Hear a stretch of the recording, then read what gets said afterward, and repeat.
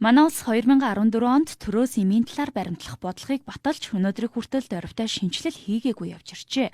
Үүний уршгаар төрөөс баримтлах эмийн бодлого алдагдаж, хэрэгжилт хангалтгүй дээр эмийн бүртгэл хяналтын тогтолцоо маш муу байгааг үндэсний аудитын газраас мэдээлж байна.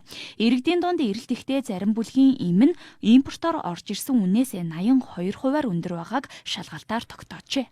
Тайлангаар бол одоо маш олон шийдвэрлэх асуудлууд байна.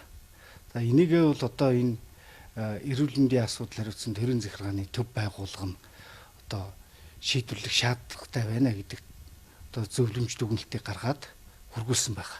Ийм өөрөө онцгой бүтээгдэхүүн гэж хэлсэн шүү дээ, тий. Тэгэхээр ийм бол маш өндөр хяналттай мөн одоо маш сайн бүртгэлтэй байж ич энэ нь өөрөө одоо хяналт нь хэрэгжинэ гэсэн үг. 2012 онд эрүүл мэндийн яамнаас хийсэн судалгаагаар эмийн үн олон улсын жишгээс 224 дахин өндөр байгааг тогтоож байсан. Үүний дараа 2018 онд Азийн хөгжлийн банкны санхүүжилтээр хийсэн судалгаагаар мөн л олон улсын жишгээс хэд дахин өндөр байгааг тогтоосон байдаг.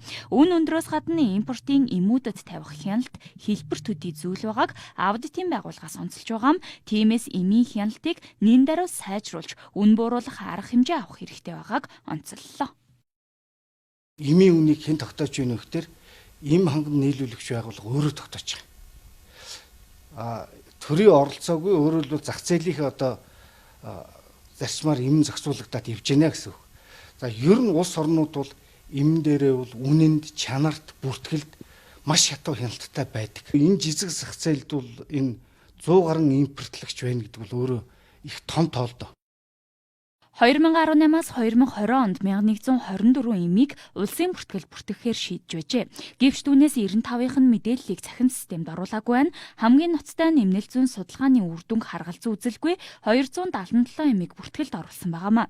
Мөн импортлогч компаниуд эмийн аюулгүй байдлын тайланг бүрийн илгээдэггүй гэх зөрчил гарсан байна. Хүний амнаас эрүүл мэндтэй шууд холбоотой асуудалд төрийн хяналт зохицуулалт муу, иргэд баталгаатай эм бэлтгэл хэрэгэлдэг эсэх нь тодорхойгүй байгаа өнөөгийн асуудлыг салбар яам анхааралтай авах цаг нь болжээ.